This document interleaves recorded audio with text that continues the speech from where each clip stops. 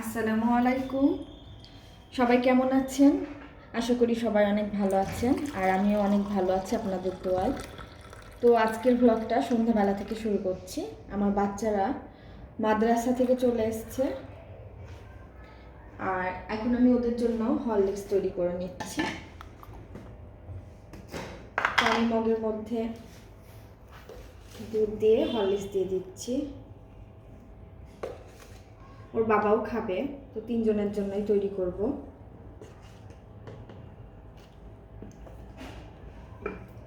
আর এই মগ দুইটা আমার খুব ফেভারিট, খুব মগ। এটা আমার কাছে অনেক ভালো লাগে। আর বাবুরা একটু চিনি খেতে পছন্দ করে, তাই বাবুদেরটাতে একটু চিনি দিচ্ছি। খুব সুন্দর, দেখতেই পাচ্ছেন মগ দুইটা খুব কিউট। এই যে ঢাকনা আছে, আর এর সঙ্গে চামচও আছে।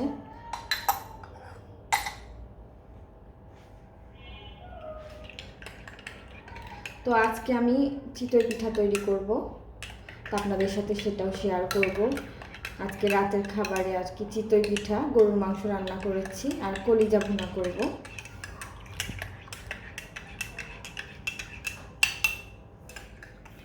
তো আমার বাচ্চারা দুইটাই আর কি আমি মাদ্রাসায় দিয়েছি।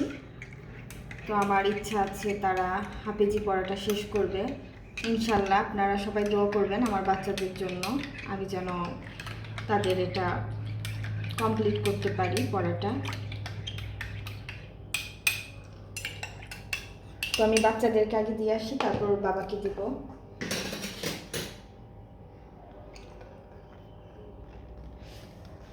একটা একটা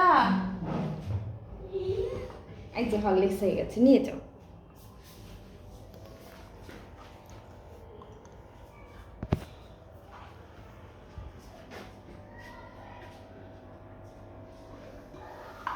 ছোট্ট বাবু মনে হয় তো খাবে না।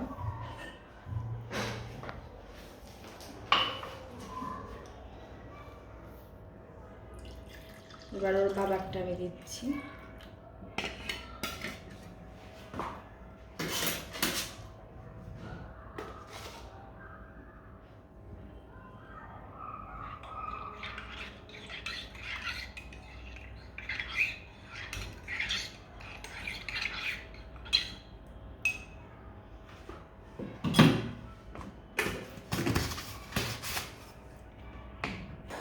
তো আমি বাবু আর বাবুর বাবাকে হরলিক্স দিয়ে গেলাম। এবার আমি রান্নাঘরে চলে যাচ্ছি। আমি চিতই পিঠাটা তৈরি করব, সেটা আপনাদের সাথে শেয়ার করছি আমি কিভাবে তৈরি করি। তো আমি এবার চিতই পিঠার মিশ্রণটা তৈরি করে নিব। নর্মাল ভাতের চাল, সেদ্ধ চাল। এটা হচ্ছে কি চাল জানো? এটা নাজিরশা চাল। আর এটাকে আমি 4-5 ঘন্টা ভিজিয়ে রেখেছিলাম। এবার এটাকে আমি ব্লেন্ডারে দিয়ে দিচ্ছি।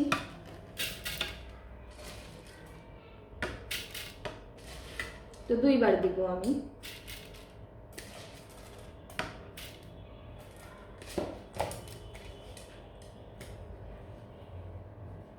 আর পানি দিয়ে দিচ্ছি। পানিটা হালকা কুসুম গরম পানি।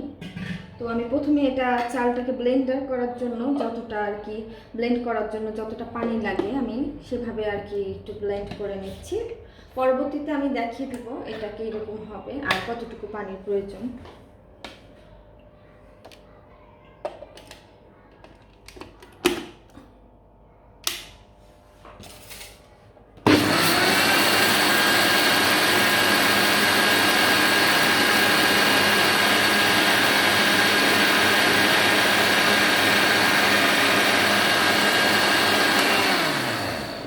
আর এটা একটু সময় নিয়ে করতে হবে।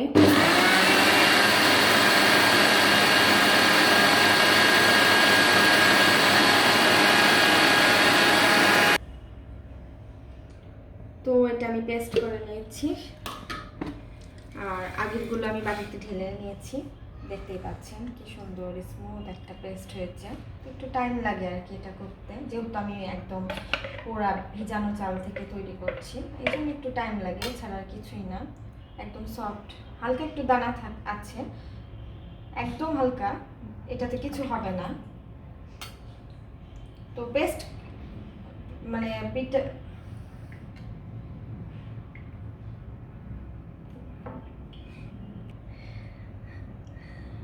পিঠার ব্যাটারটা আর কি এরকম হবে না, এটা আর কি পাতলা হবে, আরও আমি দেখিয়ে দেবো কেমন হবে।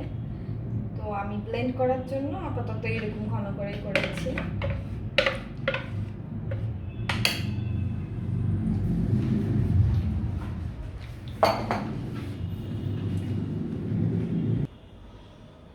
তো আমি পিঠার ব্যাটারটাকে ঢেলে নিয়েছি। এবার এর মধ্যে আমি পানি অ্যাড করছি। আমি এখানে গরম পানি অ্যাড করছি, মোটামুটি ভালোই গরম। এখন যেটা করতে হবে, এটা খুব সুন্দর করে ফেটতে হবে। এটা ফ্যাটাটা যত ভালো হবে এটা তত সফট হবে আর আর কি ফুলবে সুন্দরভাবে। দেখতেই পাচ্ছেন এটার থিকনেসটা। চামচ দিয়ে এরকম করে ফেললে সহজে পড়ে যাবে, খুব পাতলাও না খুব ঘনও না, এটা আপনাকে বুঝে নিতে হবে। স্মুথলি পড়ে যাচ্ছে, এটা পড়তে কিন্তু দেরি লাগছে না, ঠিক এইরকম হবে। এবার আমি লবণ অ্যাড করছি।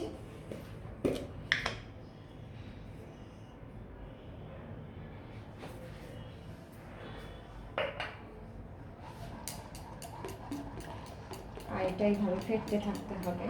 দেখতে পাচ্ছেন এর মধ্যে অনেক বাবলস দেখা যাচ্ছে, আর এই বাবলসটাই আর কি পিঠার মধ্যে যে ছিদ্র দেখা যায় এটা তৈরি করে। তো আমি এটা কিছুক্ষণ ফেটে নিচ্ছি।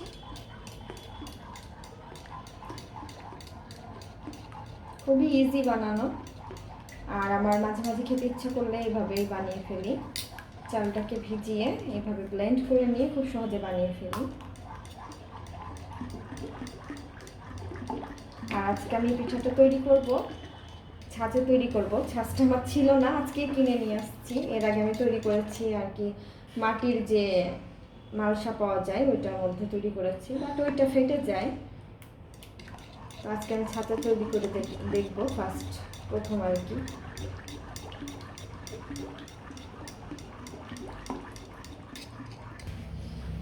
আমি চুলায় ছাঁচ বসিয়ে দিয়েছি। ছাঁচটা বললাম একেবারেই নতুন, এই জন্য একটা এরকম হয়েছে। তো পিঠা বানাতে বানাতে এটা ঠিক হয়ে যাবে। তো আমি একটু তেল ব্রাশ করে নিচ্ছি ছাঁচের মধ্যে। তো অলরেডি আমি পিঠা কয়েকটা বানিয়ে ফেলেছি, এই যে দেখতেই পাচ্ছেন কি সুন্দর ফুলকো হয়েছে, আর পিছনটা এই যে ক্রিস্পি। এই যে কতগুলো আমি বানিয়ে ফেলেছি। তো আবারও আমি দিয়ে দিচ্ছি।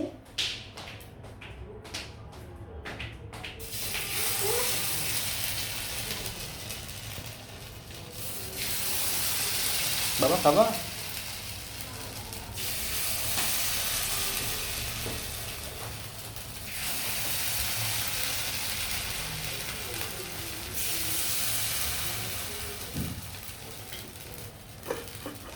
একটা ঢাকনা দিয়ে ঢেকে দিচ্ছি।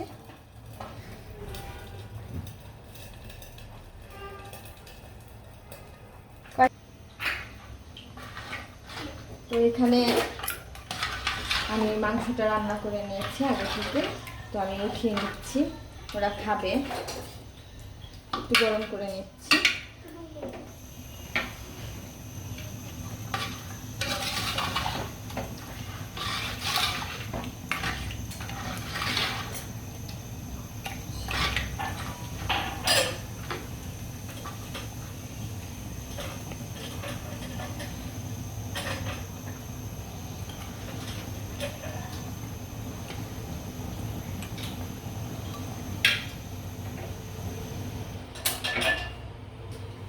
এবার পিঠাটা দেখে নিচ্ছি কি অবস্থা।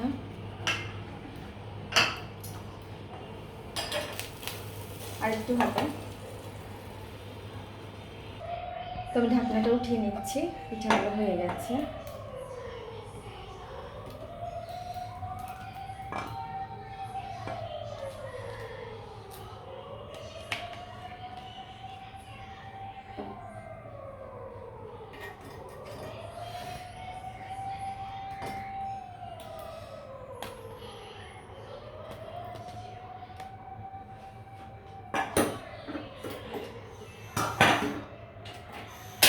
আমরা পিঠা বানিয়ে খাওয়া শুরু করে দিয়েছি, ওর বাবাকে, তারপরে আমার মেয়েকে দিয়ে দিয়েছি। বড়টা ছোটটা সবাই মিলে খাচ্ছে, আমিও খাবো।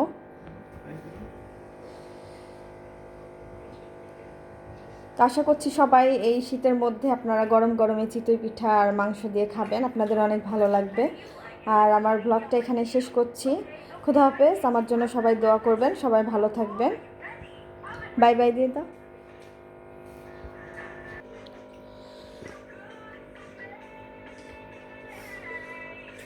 কই বুঝ